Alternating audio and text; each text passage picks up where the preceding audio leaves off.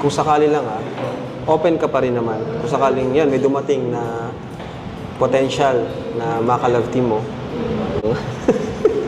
Yung sa tingin mo na makakasundo mo, meron ka bang naiisip? Meron po, pero ano, Meron? Sino?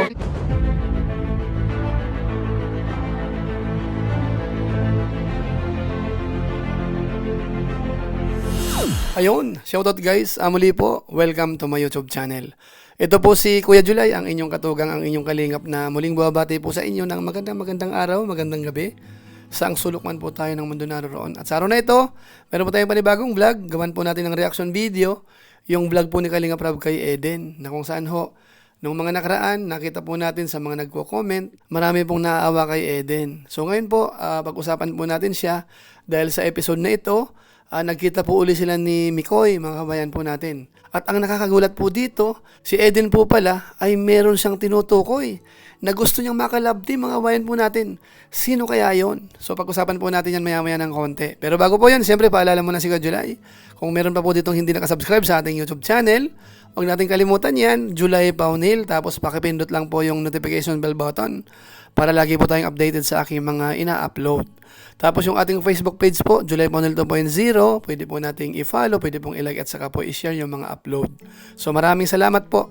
Tapos siyempre po, yung ating mga kasamahan sa Team Kalinga, pwede po nating suportahan, lalo na po si Kuya Bal Santos Matubang at saka po si Kalingap Rab.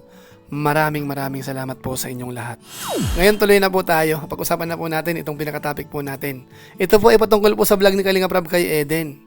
Alam naman po natin na nung mga nakaraang araw, mga nakaraang linggo, napag-usapan po yung patungkol nga po sa magiging kapartner po ni Mikoy, na ang pagpipilian nga po ay si Krista at saka po si Eden. At alam po natin, yung episode po ni na Eden at saka ni Mikoy, alam natin na medyo kinikilig din po sila. Kaso nga lang ho, kailangan pong mamili ni Mikoy kung sino ang dapat makatandem, at ang napili po ay si Krista. So dahil po doon, marami pong nakipagsimpatya po kay Eden, marami pong naawa. Bagamat sinasabi naman ni Kalingap Rab, siya po ang tutulong dyan, hindi ho siya pababayaan. So sa pagkakataong ito mga kabayan po natin, medyo nakakagulat kasi may tinutukoy po si Eden na parang gusto niya rin po palang makalab team. Ano po, yan po ang pinaka main topic po natin. Pero bago po yun, gusto ko po munang ipakita sa inyo, nung nagkita uli sila ni Kalingap Rab at saka si Eden, nung kinausap, kasi dito nga po parang blooming nga si Eden. Tapos medyo po emotional siya ng konti. Panoorin po natin ito kasi minsan po parang maiiyak siya eh. Ito yon. So, yan. Ano mang gusto mong sabihin sa mga sumusuporta sa'yo? ano po, sobrang thankful po ako sa kanila kasi, ano, yung nakasupport pa din po sila kahit nga po, walang love team. Or, lalo po nga silang, nag-support po sa akin. Sobrang, sobrang, wala po, nakakagaan Mas po ng naramdaman loob. mo yung nila, nahit na pagsuporta. Tama naman yun. So ngayon Eden, ano yung pinangahawakan mo lang ng lakas ng loob? Ano yung, family anong inspirasyon mo ngayon? Family mo? And pag-aaral po, mas focus na lang po sa, sa studies. Kaya nakawain po natin, nakita po natin, medyo po yung pagsasalita ni Eden dito. Para bang siya, parang konti na lang mukhang may iyak na eh, no? Ngayon po ituloy po natin, yung patungkol naman po sa love team, ang pinag-uusapan nila. Ito po yon. And ano man masasabi mo kung may love team ka o wala? Anong masasabi mo dun? Kung may love team ka man o wala, okay lang sa'yo. Basta po, yun po, dadating din naman po yun, sa tamang oras kung meron man po, Kung meron mang opportunity. kung meron opportunity or wala. Or, kayo po Kuya Rab, sa inyo na lang po ako magtitiwala po kung meron man love team or wala, kasi kayo naman po ang nakakaalam nun kung anong Grabe. mas nakakabuti po para sa akin. Thank you sa pagtitiwala. So anong mo ngayon, Eden? Ano yung plano mo ngayon with Kalingap? Ano yung plano mo kasama kami ng Team Kalingap? Kayo po Kuya Rob, kung ano pong decision nyo, kung ano pong alam nyo na makakabuti po para sa sa akin po, na lang po ako, go with the flow, kasi po kayo din naman po yung tumutulong po sa akin sa pag-aaral, and yun lang naman po yung yun lang naman po yung goal ko, na makapagtapos din po ng pag-aaral po. Grabe. Ganda naman ang sagot ni Eden. So yan po mga kababayan po natin mga Kalingap, maliwanag po yung sinabi po ni Eden. Bahala daw po si Kalingap Rab. So magandang sinyalis po yun. Kumbaga po, may tiwala siya kay Rab kung ano man po ang gagawin, kung may love team or wala, parang okay lang naman po siya. So sa pagkakataong ito mga kababayan natin, isingit ko po sandali yung pagkikitang muli ni na Eden at saka po ni Mikoy. Ito po ay yung bilang pamamaalam din, paghingi ng pasensya. Ito panoorin po natin. Kumusta ka na? Okay naman po. Kayo po, kamusta po kayo? Okay naman. Napanood mo yung last? Opo. Anong okay lang ba? Okay naman po sa akin po. Kasi nakasuporta pa din naman po ako sa iyo po, tsaka sa inyo ni Krista po. Opo.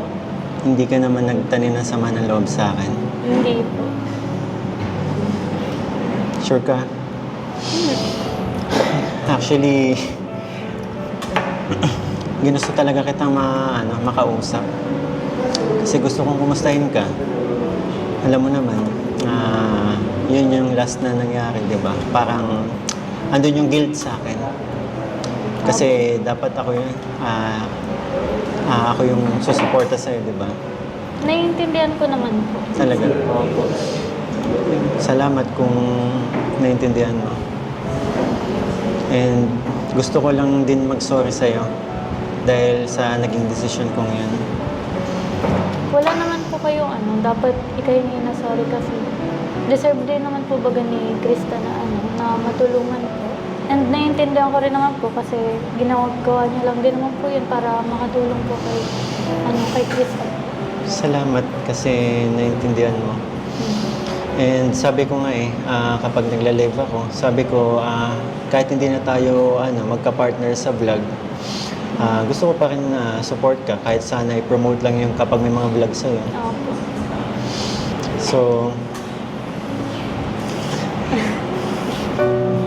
thank you kasi kahit 2 episode lang, naging happy ako sa naging natin.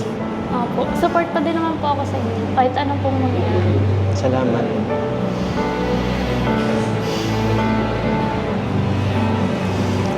Nga pala, yun nga, gusto ko din mag-sorry sa mga supporters mo kasi dahil nga doon sa naging decision, alam ko maraming sumama yung loob and maraming nasaktan. Opo. Gusto ko lang din mag-sorry. Sana matanggap nila na gano'n nga. And, di ba, nakaraan, alam ko din kasi na may mga, naging basher ka din dahil doon kasi nagawang pag-compare. So, gusto ko din mag-sorry sa lahat na ng mga nangyari. And, wish ko lang sa'yo, sana ayun, maging bawat mga vlogs, dumagdag pa yung mga supporters mo and marami pang magmahal sa'yo kasi napakabait mong tao eh. Same lang naman din po sa akin yan. And yun nga, pinabilib mo ako yung personality mo kasi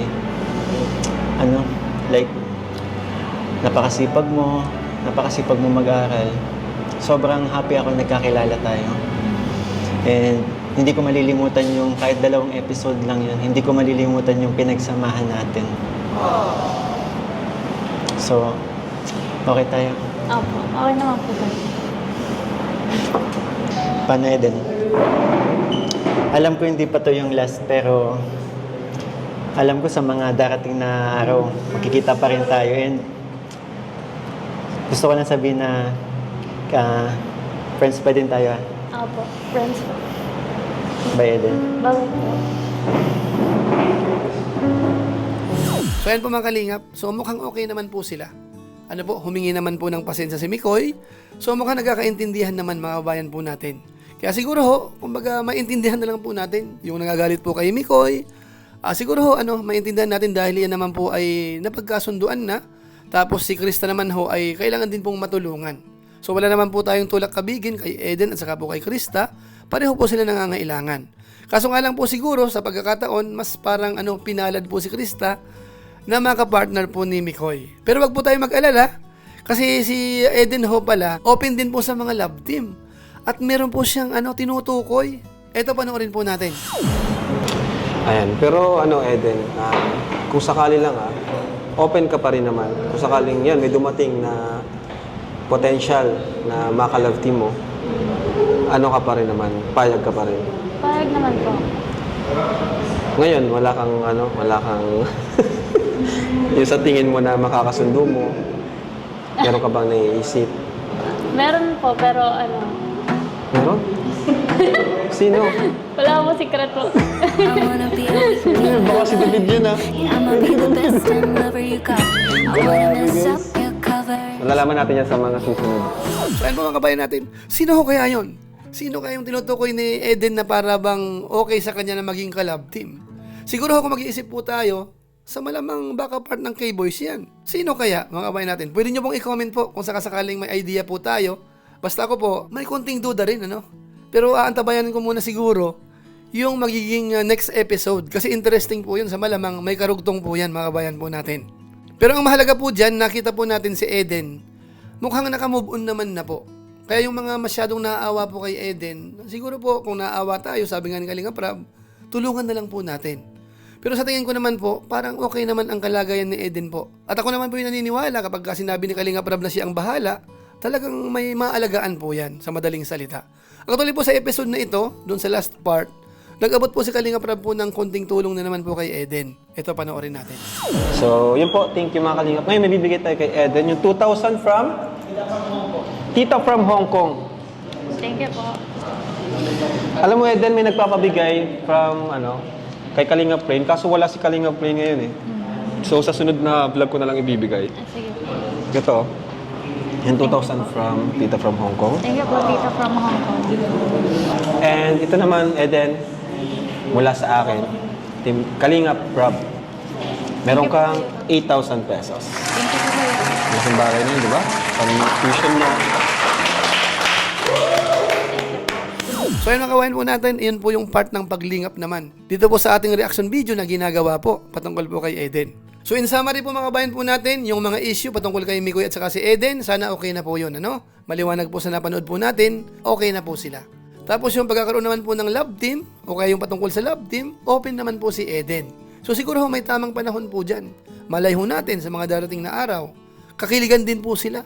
Kamukha po ng mga ginagawa ng mga supporters na kilig sa mga love team po natin sa ngayon. So hindi po natin sigurado yan. So mag-aantabay lang po tayo. Tapos syempre po yung pagtulong naman, nakita natin, talagang tuloy-tuloy po yung pag-alalay naman po ni Kalinga Prab kay Eden. Kaya masabi natin, maraming salamat po sa sumusuporta po kina Kalinga Prab, sa mga vlog niya po, sino man pong angels ang binablog niya, mga tinutulungan. Salamat po sa inyong pagsuporta. Dahil malaking tulong po yan sa mga ginagawang pagtulong po ng Team Kalingap. Pabahay, ayuda, pag-aaral, scholarship, at kung ano-ano pa. At samantalahin ko rin po ang pagkakataon na magpasalamat po sa mga viewers naman po ni Kuya July. Yung mga hindi po nagsasawang sumusuporta po sa mga upload po natin, sa ating live stream, minsan naman po sa ating YouTube channel, sa ating Facebook page. Maraming salamat po sa inyo. Lalo na po yung mga hindi po nag-skip ng ads, masipag mag-like at saka po nag-share ng ating mga videos. Kaya kung inyo ba ito nagustuhan, pwede po nating i-share. So maraming salamat po sa inyo. So muli, ito po si Kuya July, ang inyong katugang, ang inyong kalingap. Napansamantalang nagpapaalam po muna. Kita-kita ulit tayo sa mga susunod ko pang vlog. Maraming salamat sa inyong walang sawang pagsuporta po sa ating YouTube channel. Pagpalain nawakin ng Diyos, mabay tayong lahat. God bless! Bye-bye!